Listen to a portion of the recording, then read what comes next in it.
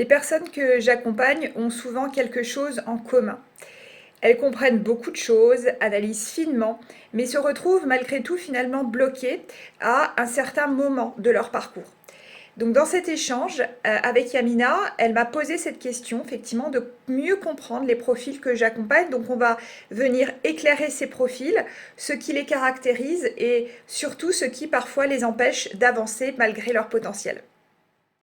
Et est-ce que tu as remarqué avec les personnes que tu accompagnes des schémas qui peuvent se répéter ou des des choses qui sont ressorties assez souvent ou qui peuvent expliquer un peu pourquoi il y a cette peur viscérale d'être démasqué alors qu'en soi il n'y a pas à avoir peur et que les gens finalement ils ne pensent pas à nous autant qu'on pense à eux et qui ne repensent pas à nous autant que nous, on peut penser. Par exemple, je sais que parfois, et ça m'arrive encore, hein, c'est tout un chemin, où parfois je vais repenser à des situations et je vais me dire, ah punaise, là, j'espère que la personne ne l'a pas mal pris, etc.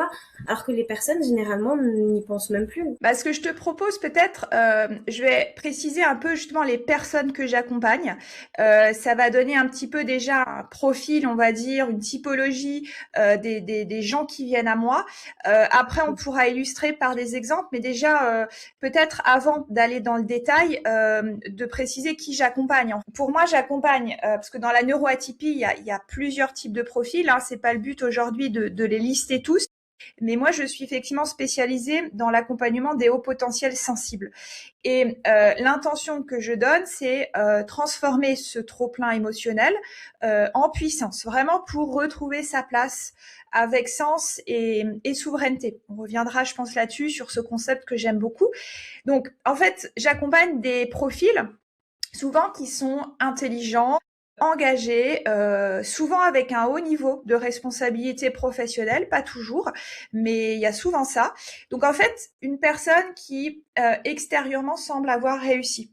Elle sait travailler, elle sait porter, elle sait réfléchir, elle sait assumer. Elle est souvent fiable, performante, reconnue. Et c'est là où on arrive un peu à ta réponse sur mais qu'est-ce qui se passe en fait, pourquoi justement elles ne se sentent pas à leur place. En fait, ce qui se passe, c'est que intérieurement, il y a une sorte de seuil. Quelque chose qui tient plus à un moment donné. Elle sent qu'elle ne peut plus continuer en fait à vivre en se suradaptant.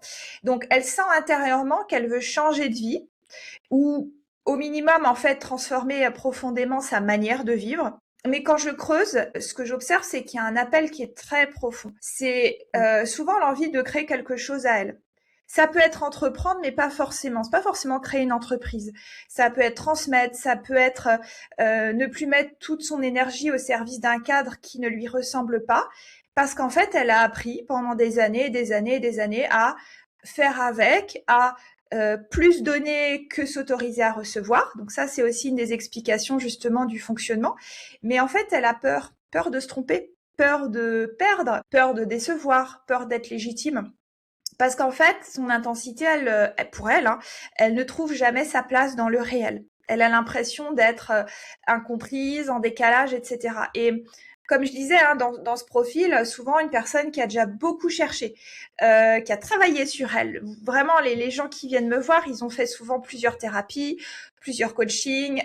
Donc, elle a des mots, la personne, elle a de la conscience. Elle a souvent un niveau d'analyse qui est fin, mais il y a quelque chose qui manque encore. Et elle se dit, mais en fait, je comprends déjà beaucoup de choses, mais j'arrive pas à vivre simplement. Et donc, dans ces profils de personnes, bah, souvent, c'est des personnes en recherche active de transformation, un peu tiraillées là-dedans entre cette compréhension intellectuelle, cette difficulté à passer à l'action, et avec un besoin en fait d'un cadre sécurisant, structuré, pour intégrer dans le corps ce qu'elle comprend déjà dans la tête.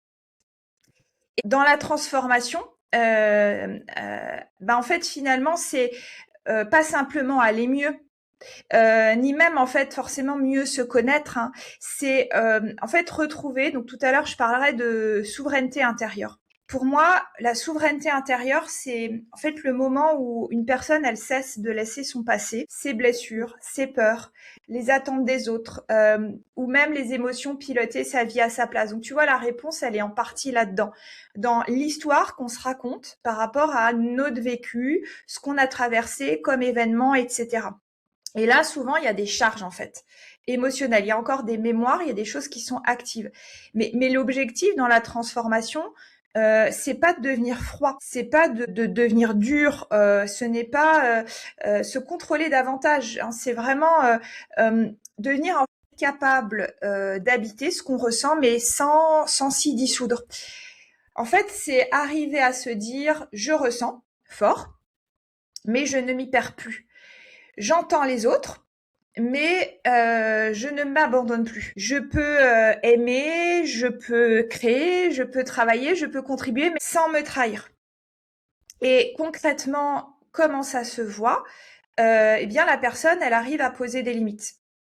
Elle dit stop quand une situation l'éteint.